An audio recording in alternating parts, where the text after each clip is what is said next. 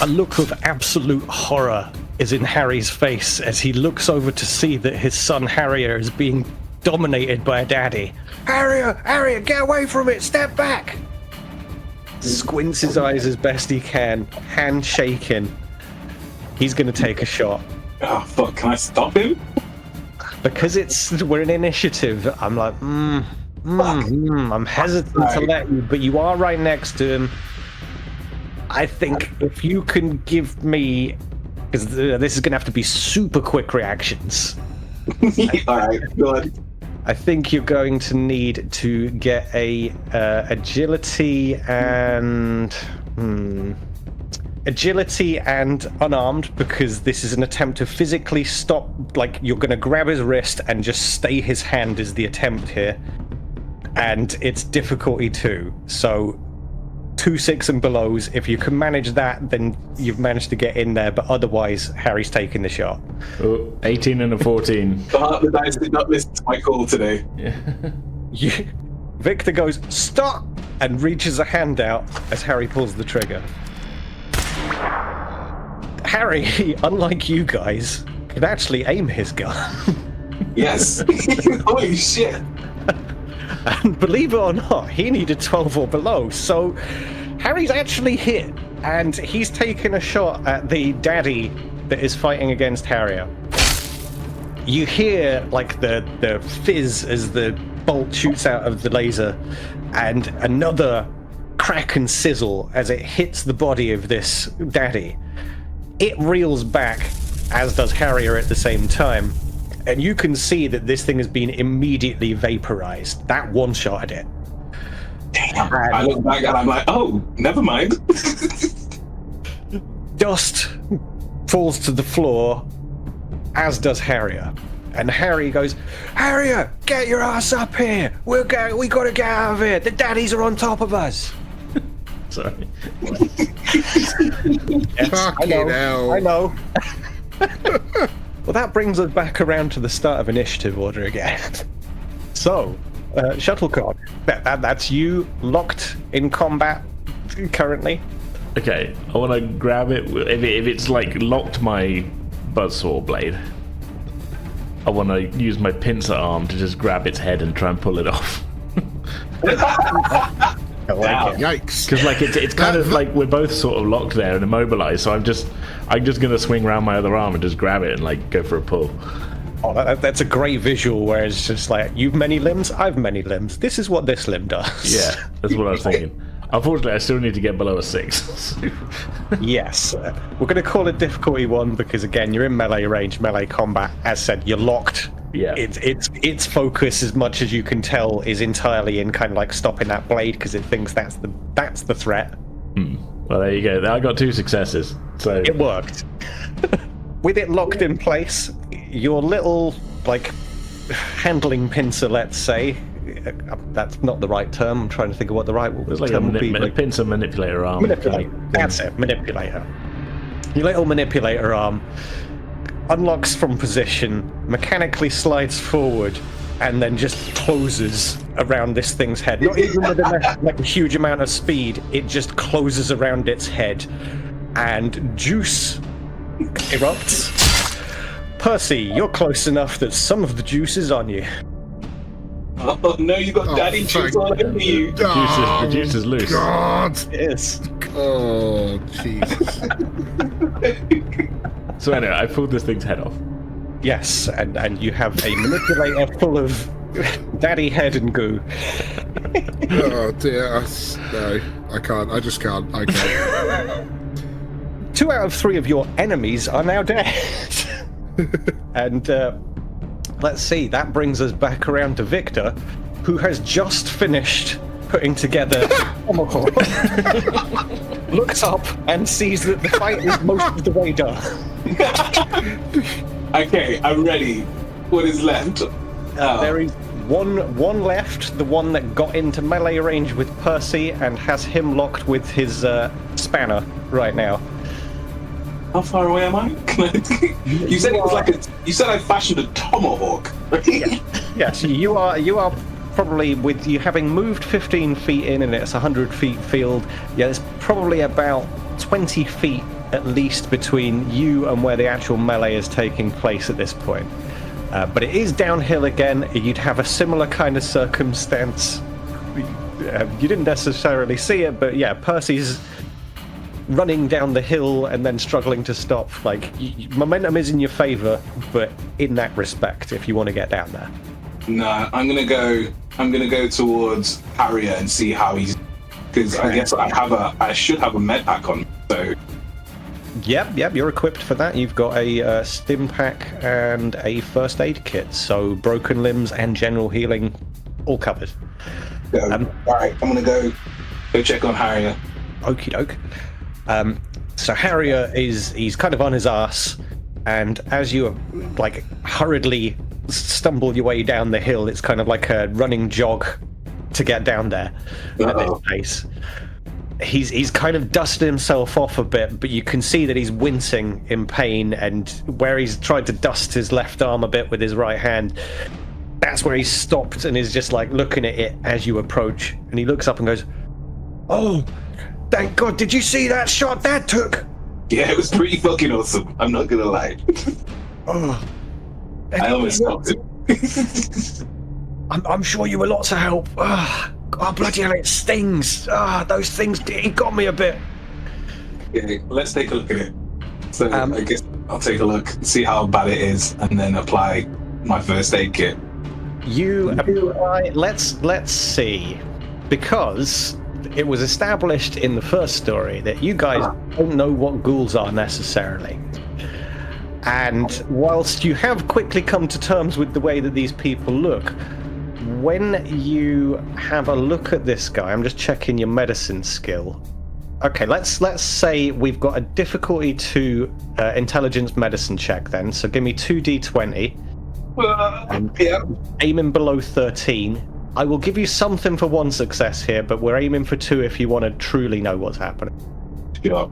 Damn it. Just 1. Oh, just the 1. Okay.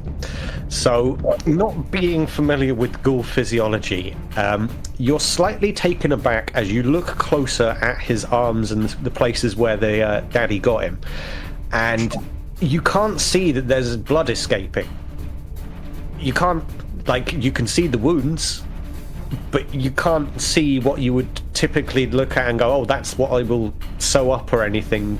There's just kind of it's done damage, but that's all you know. All right. I'll ask him. Is he? How are you hurt? I think I'll be all right. I think it's your mate that needs some more help. And he looks over to Percy, locked in with his spanner.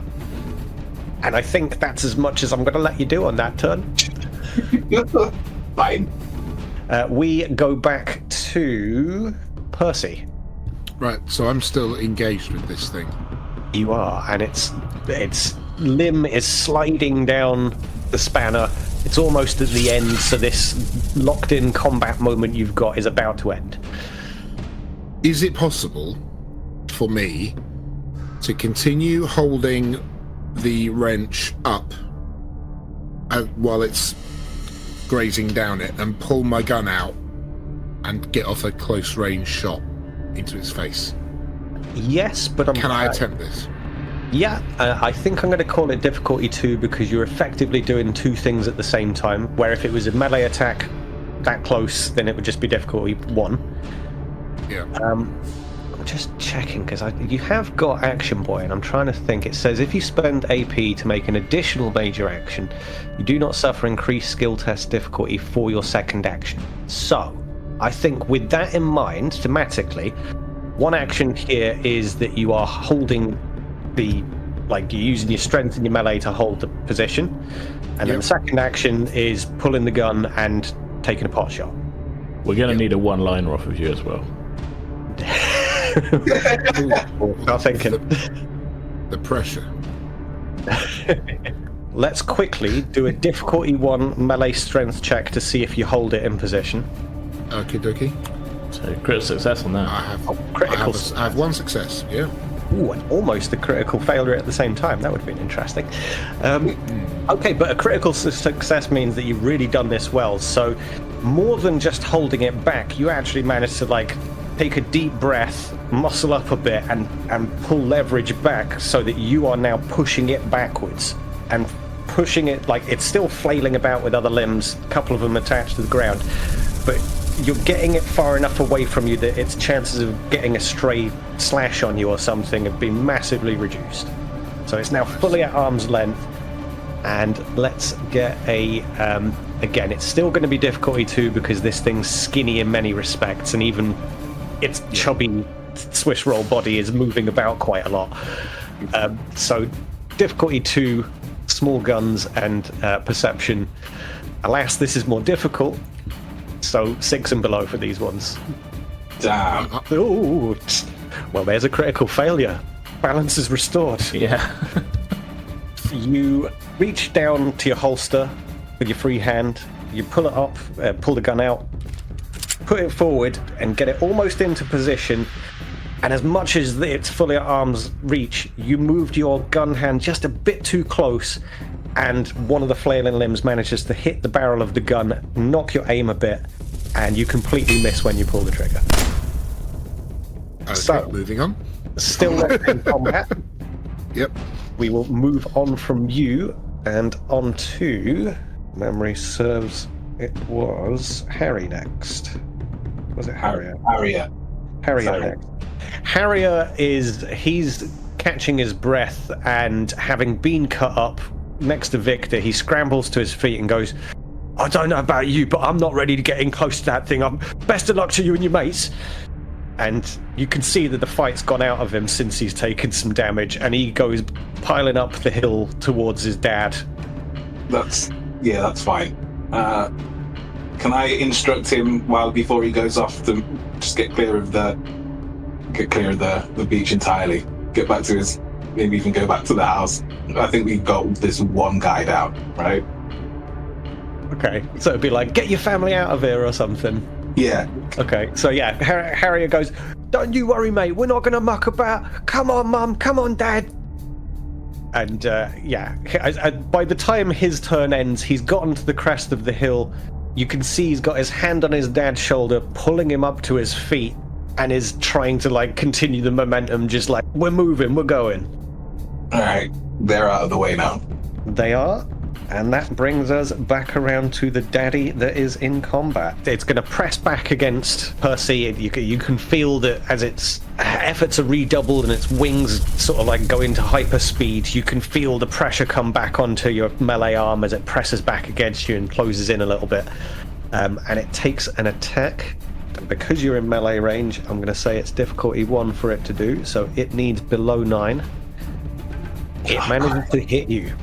So it finally breaks out of the locked combat. The limb that was up against the spanner finally slides off, and as it comes down and off of it, the way that the daddy kind of like lurches and spins its body, your forearm, Percy, the one holding the gun, you get a slash right down the length of your forearm.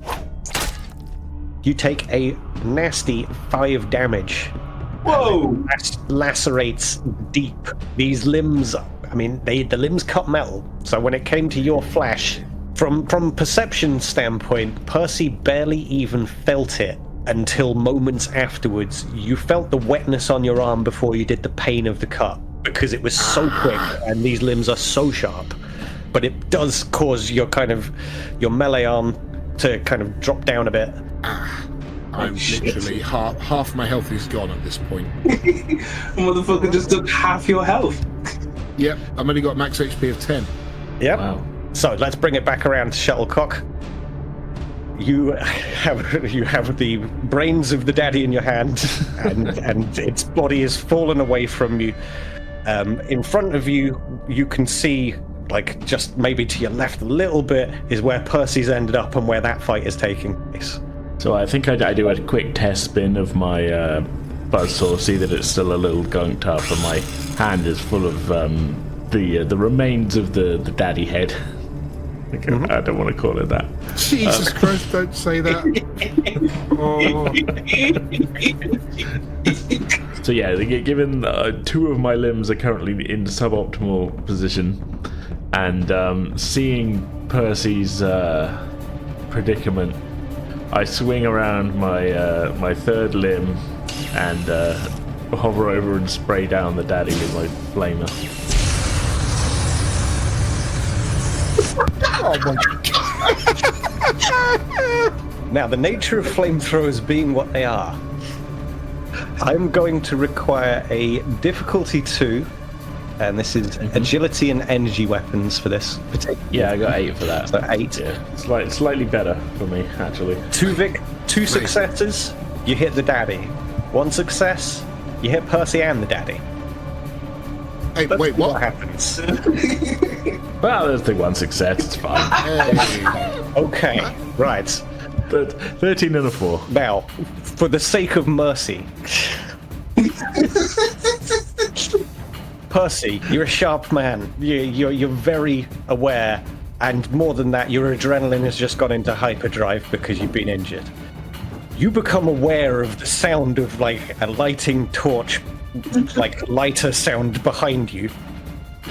And just as you can see light kind of appearing in front of you, like things are being illuminated, I would like you to give me it's going to be a dodge roll, so agility, and I think this might end up being survival, but let's see. Athletics. Agility and athletics. So, and I'm going to say, again, you're in a heightened state. You're already in panic mode. I'm going to be really friendly here because we don't want to see him necessarily die. Difficulty It's 1. fine. The flamer only does 3 damage. That would leave him with 2 points of health. This is true. Actually, difficult then. No, it would leave me with 2 points of health and a nicely cauterized slash on my arm. This is true. It could be a double. Well, I've got to think of the positives. Yeah, I've got It's all to. part of the plan. I've got to take the positives out of this situation. Right, here we go. It's still a tough roll on your part, in fairness, anyway. So I'm gonna say difficulty 1 for friendliness' sake, but you do need to get below 8 to be able to quickly react and basically go to ground and roll away just as the fire is about to engulf you. You've done it. And in that moment, the daddy is engulfed. Immediately, you hear a pop noise and a crackle. The limbs and the flailing happen for about half a second more, and little bits, the limbs start coming off on fire, flying off into the distance as this thing slowly goes into the ground. But as it does, and there's enough fire left on it, the nests and the twigs and debris on the ground starts to catch flame quite rapidly.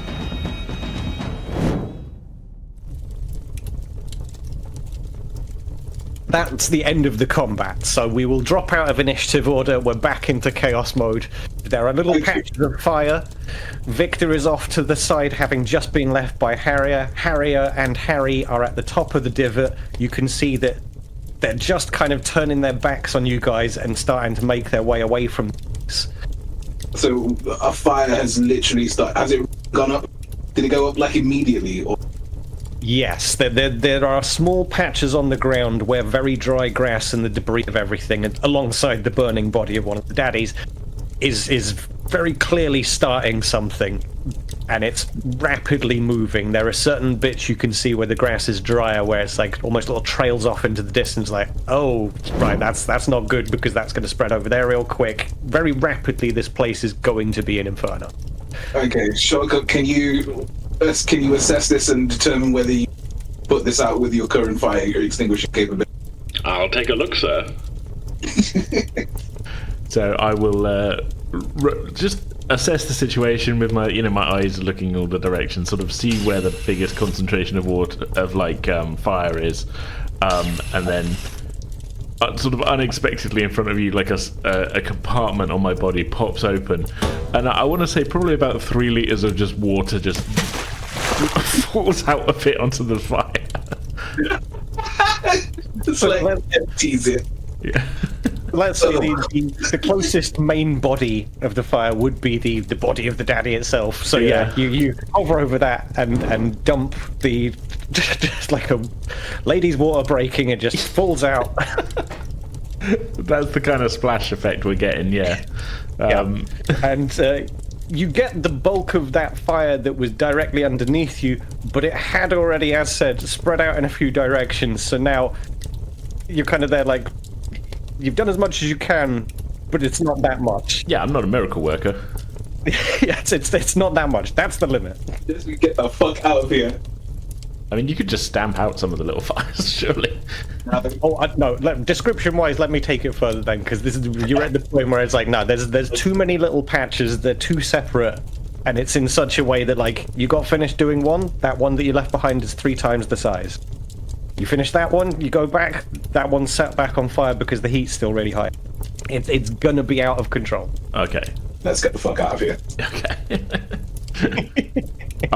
You did fairly heavily hint earlier on, like, if there's a fire, it's going to be a problem, and I did then pop out my flamethrower. So, look, that's totally fair enough. That's on me. Sorry, guys. I mean, me bomb. Don't worry about it, man. Exactly. I was fully ready, and you guys were as well. We all wanted to see some kind of fire. Yeah. Let's be real. So you've dumped your coolant out. It's not done that effective of a job.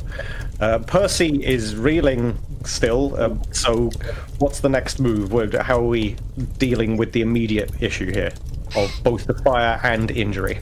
I will go help Percy. Maybe can I use the first aid kit if I didn't use it on Harriet? In Fallout lore, we'll stick with that. So the first aid kit would be brakes, and stim pack would be what you want to be using here, probably. Okay, cool. I'll use a stim pack on Percy. How do you go about doing it, out of curiosity? Do you just run up and jab it into him, or what's the move here? What I'm thinking, what is Percy's kind of status? Is he like up and at him still, or is he kind of like dazed, confused, and on the floor covered in daddy juice? I'll leave that in your hands, Mark. I think that, yeah, your arm got cut, and then the thing got set on fire and killed almost immediately. So you are in this sort of like, literally in the seconds after that has happened right now. So wherever your mind is at is wherever you want it to be. My mind is at pretty fire and arm achy. So a little bit. Little bit dazed. Yeah. Maybe hold off then. I'm just gonna get him and try like get a hold of him, steady him, and then we'll go back up this hill. We'll go back up the hill together. Makes sense. Yeah. Let's get out of the way of danger. Okay. So the three of you all make your way up. Victor giving Percy just a little bit of a hand. Not that he's all that capable. I think it would be probably fair to say that maybe Percy's not quite twice the size of Victor, but is definitely so much heavier that offering like his frame to lean on is like, it's a conciliatory move, let's say. I'm trying. Yeah, you're trying. I like that Victor says you can lean on me, Percy, and Percy does, and then very gradually Victor sinks to the floor. And we're going to hit the deck. Oh my god, he's so heavy. I just hover my way out of there and, yeah. Right, show off. Nonplussed. Show off. Yeah, exactly. Yeah, why would the robot be ploosed? So you make your way back up to the top of the divot, and as you get there, you can see that Harrier is kind of like leading his parents through. He's stood just to the side of the opening, and he's giving the kind of like get through hand motion, and he sees you off in the distance and starts waving over to the three of you like, come on, did you get all of them? I give a thumbs up. He gives a big thumbs up back, and then follows his parents through the little bramble tunnel. As you guys are kind of, just as you're approaching is when he makes his way into there. They weren't that quick getting out of there, creaky bones and all that kind of stuff. So they're hobbling their way down the tunnel, you're behind them, and whoever's at the back can look back to see that divot is now like a fire pit. And rapidly the grass around is starting to like spread out, and you can see everything they said is true. It's starting to spread very rapidly.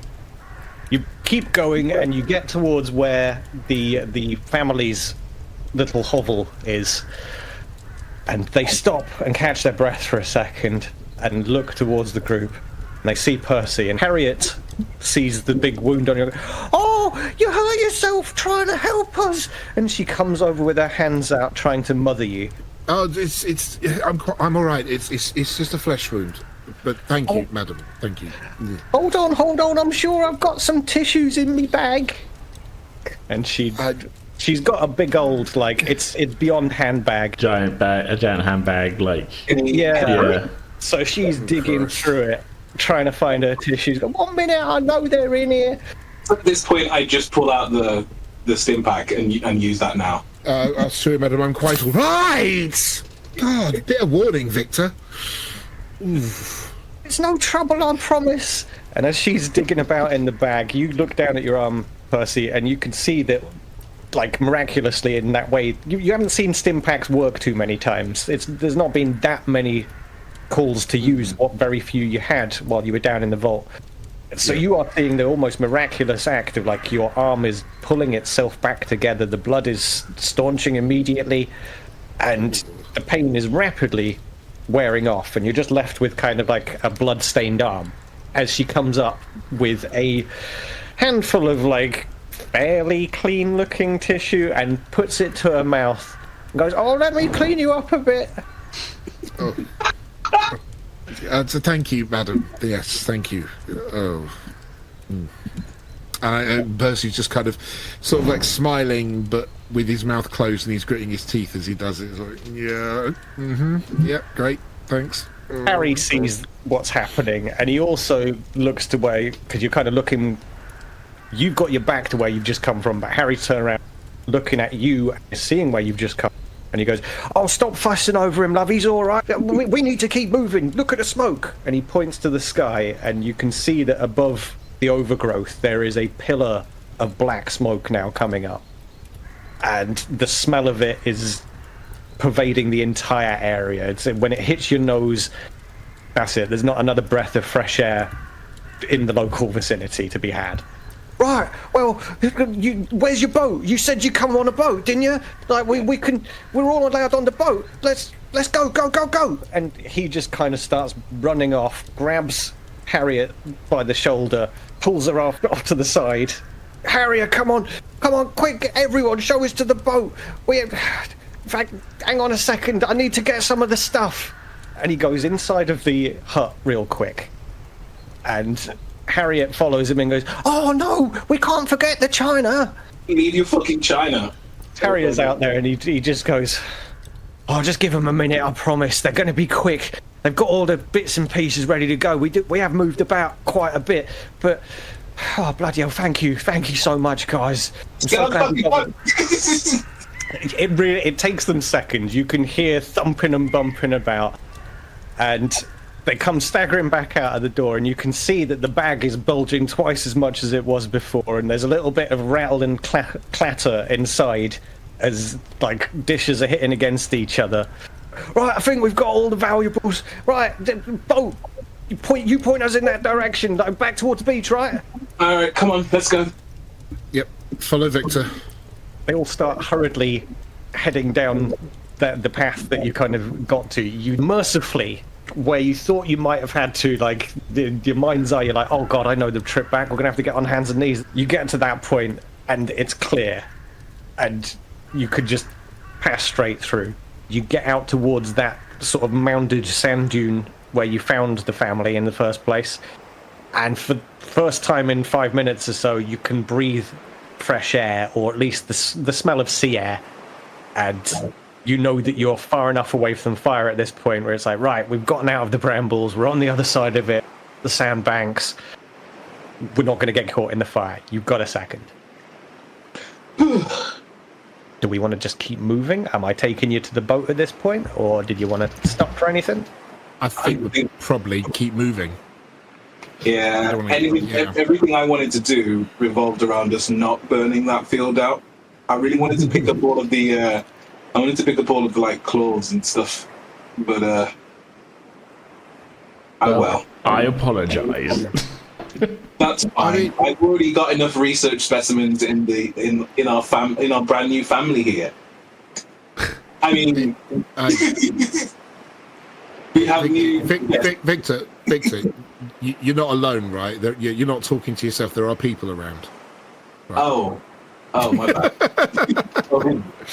Harrier, in what you now recognise as a somewhat characteristic move, leans in towards Harry and says something. This time, he's put his hand up to the side of his mouth, and there ain't no lip read in this one, but there is a look. He's pointedly looking at Victor, having heard what he just said, and is saying something to Harry about that.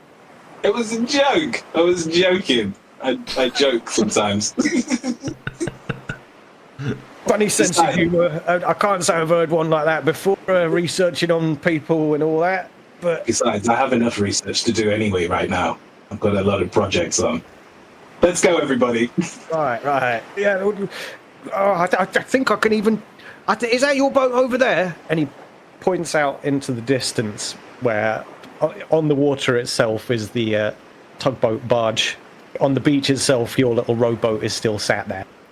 And he's like, that's the one, is it? Are we going out to that? Yep, that's our boat, the Sacred Colander. It is fully golden hour now, and like the light is kind of perfect.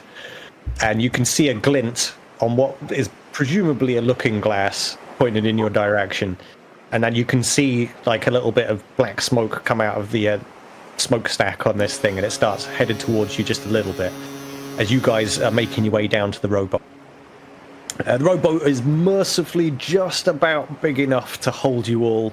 The water's calm. It's the weather's good today, so if this was a rough, choppy ocean, you certainly wouldn't want that many people in it and for it to be sitting that low in the water. But you can just about get out there and start making your way out. I'm not going on the boat.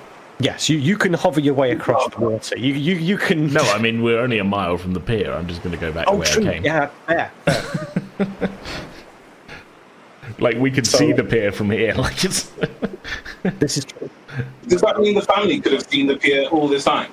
You don't know how long they've been in the area, and you've not really had a lot of time to talk to them about that kind of thing. I mean, you know at the very least that they've had encounters with people that led them to become a bit paranoid.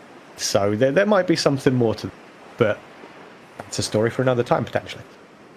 Okay. I think as the rowboat approaches the Sacred Colander, Mary Smiles, the captain of the boat, comes out to the side to kind of help strap the rowboat up and bring it back up onto the deck and everything. And as she looks over the side, she sees more people than she inspects and goes, "Oh, you found survivors." Don't worry, they're with us. They're all good. As you say that, the entire family looks up at Mary and smiles with a variety of missing teeth and bony fingers and all of the grotesqueries of being a ghoul. And Mary has a visible look of shock as she goes, hello. Everybody's looking hale and hearty. Don't mind me, I'm just going to go and get the boat going. And she quickly gets away as the family are kind of like stepping out of the rowboat. You've been pulled aboard by the kind of hauling machinery that brings the rowboat aboard. And Sally's going to take to the wheel and get away from what she's just witnessed. Don't mind her. She's not used to people.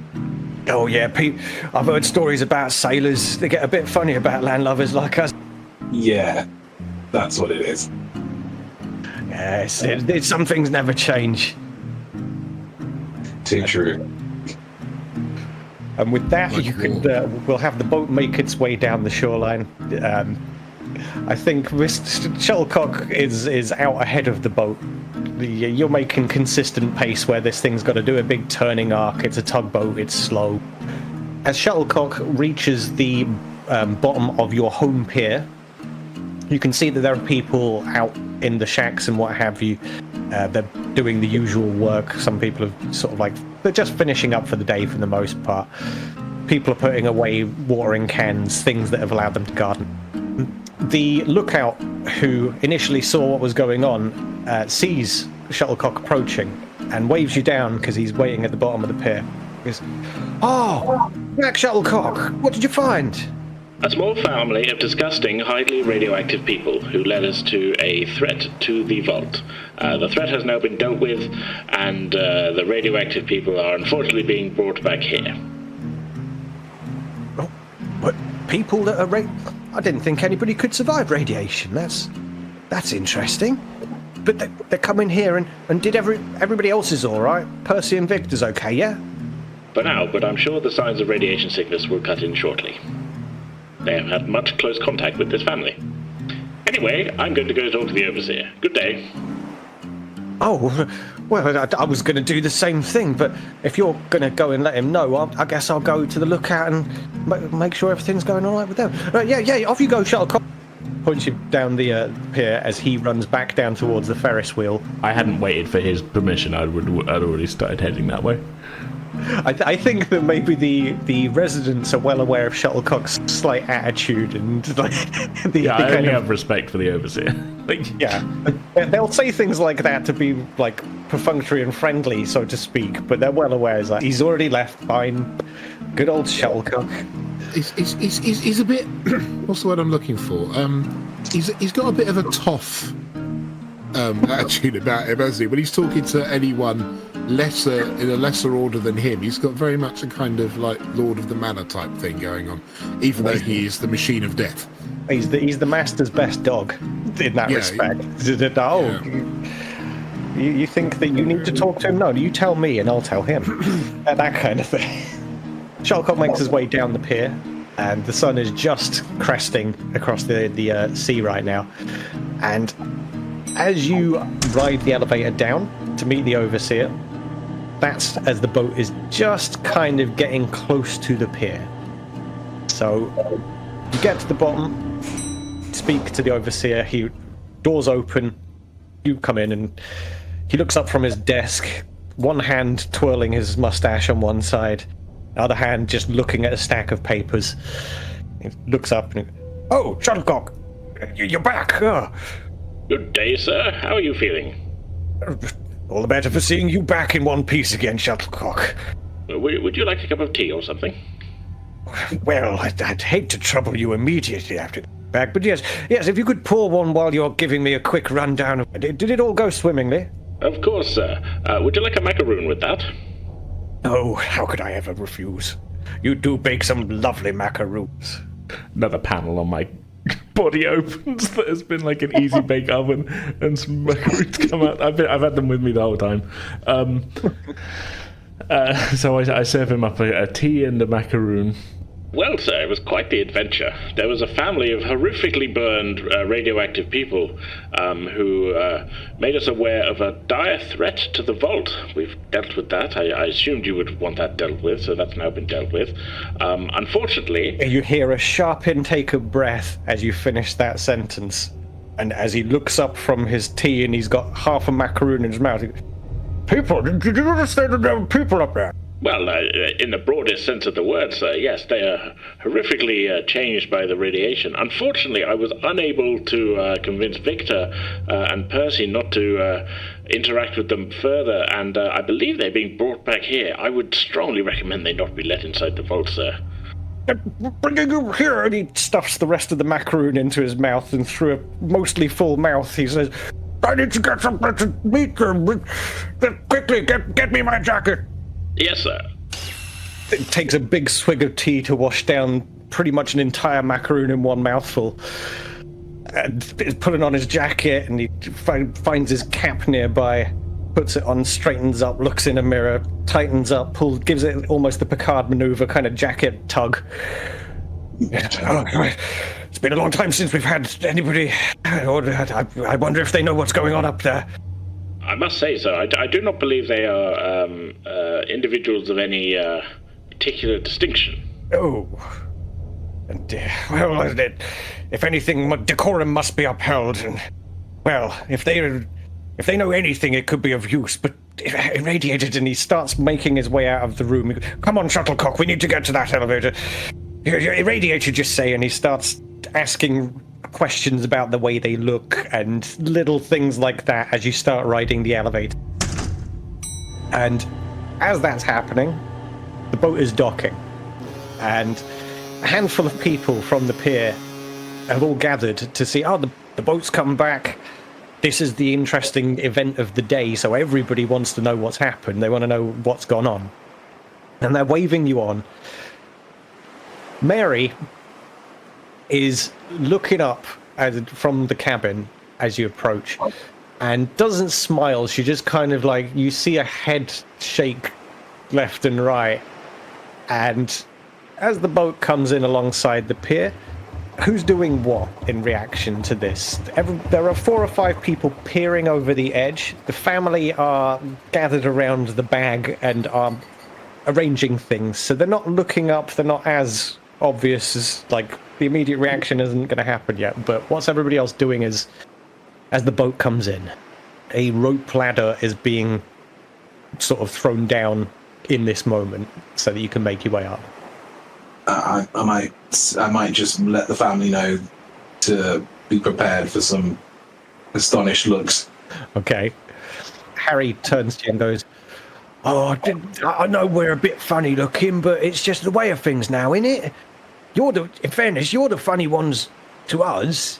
Not to be rude or nothing, but we'll keep to ourselves. You just let us know who the boss is and we'll fall in line. Nice. All right, well, get ready. Follow me. If you're the first one up the ladder, they'll follow up, and then I guess Percy, takes the last roll?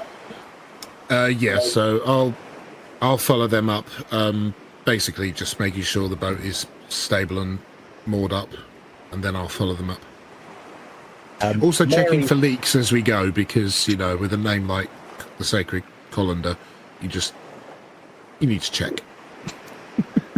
As you're the last one going up and you're taking a moment to take some checks, as soon as the ghouls have started making their way up the ladder, and Mary thinks that she's got enough, distance that they're not in earshot, she kind of sidles over to you and quietly whispers, "Where on earth did you find them?" We found them when we made landfall. They had some issues with giant bugs, basically, and we promised we'd help them out. It was that, or one of them shot us with a laser pistol. They are friendly, aren't they? And safe? Well, friendly, yes. Safe, I mean, they haven't done us any harm, but I don't know. I mean, there might be something to their condition, but they're a family. They are a complete unit. We couldn't just leave them out there. In helping them, we set fire to some heathland near the shoreline, and their house, their home was going to be engulfed. We couldn't just leave them there. Oh, you're not wrong. That's the right thing to do, but it's just a bit shocking to get the look at them. I hope the overseer doesn't react badly to him. You know what he's like. Oh, crap, I didn't think about that. He's probably going to flip. I mean, regardless of his reaction, it's interesting to know that there are possibly more people out there. We may not be the only ones. Even if they look like that.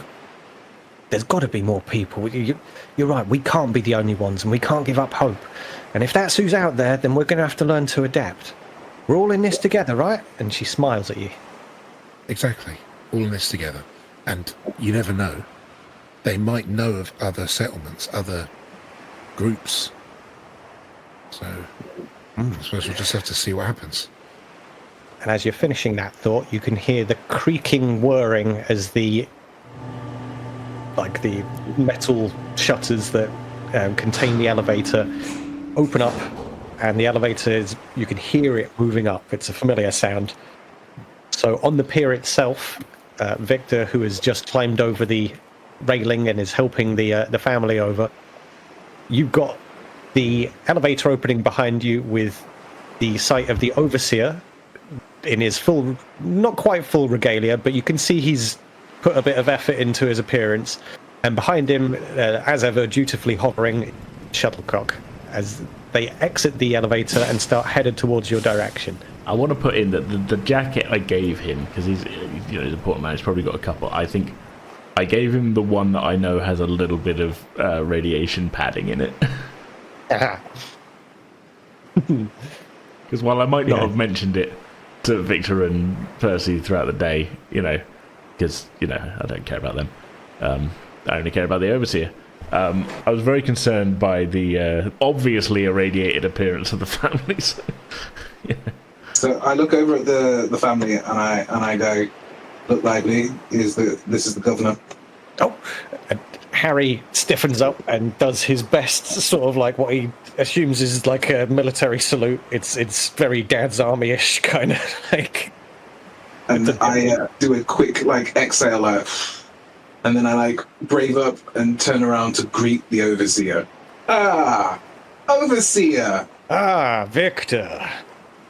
I didn't think you'd be the one leading the party back, but I'm glad to see you're all right. And he sees the family, sees Harry doing his vague salute. Harrier is leaning against the edge of the pier, again doing his moody teenager thing, looking up and gives the Overseer a nod. And Harriet has started to dig through her bag. She goes, "Oh, it's a pleasure to meet you. I've got a welcoming gift for you if you would graciously accept it from us. Just give me a second to find it." I say, Overseer, meet the family that will help us explore the outside territories. Ah, yes.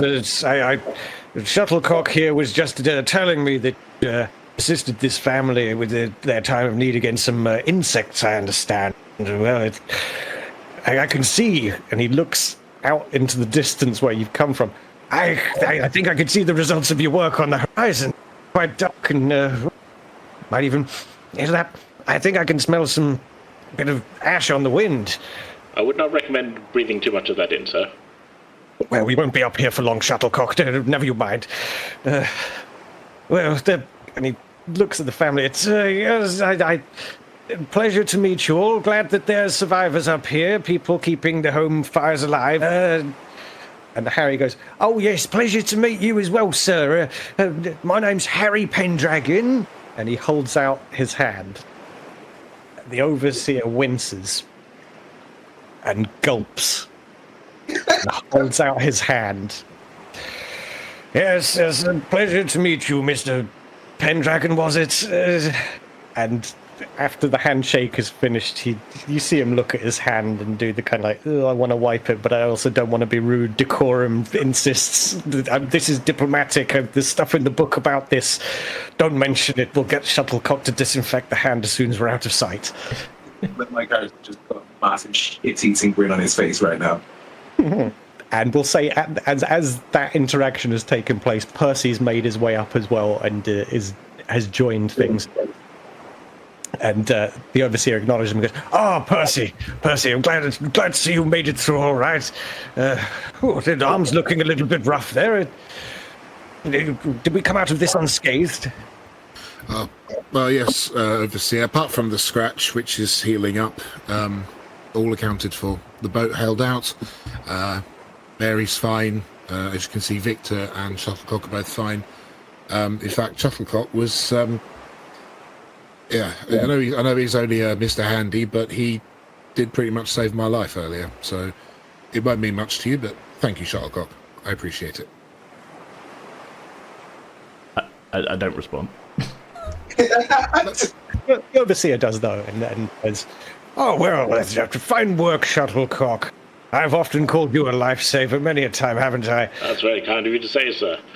I'll make sure you get an extra rivet with a star on it, a gold one. Well, maybe not gold. We've got a little bit of brass hanging about, but we'll get something to show that you've had a good mission. And should the Her Majesty's law ever be restored, I'm sure that you'll be recognised on this list." Yeah, your approval is all that matters to me, sir. Oh, that's why you're my Mr. Handy, isn't it, Shuttlecock? So,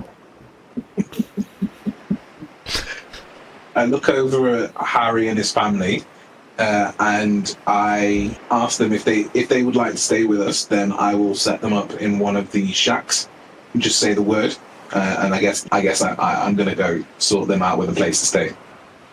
There is visible relief on the Overseer's face as he turns to you and goes, "You know, Victor, that's a capital idea. Of course they should stay up here in the shacks. Oh, well, as it's your idea, I shall leave you in charge of them, and we will treat our guests with hospitality. Am I clear, Victor? Yeah, I was gonna. Good.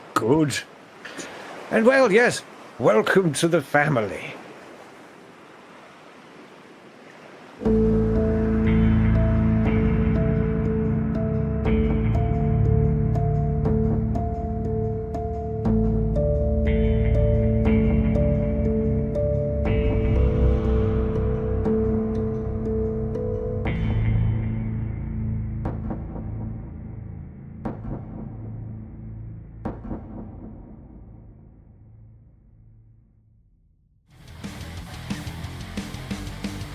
Alright, that's going to do it for this episode. We'll be back in 2 weeks' time on Thursday, August 6th for the next chapter of Vault Theatre, and we hope you'll all join us for that. In the meantime, you can head to pretendingwithdice.com for links to all of our online presences, including our merch store, Ko-Fi page, Discord server, and much, much more. So yeah, for now, that's our show. We hope you all enjoyed it. See you next time.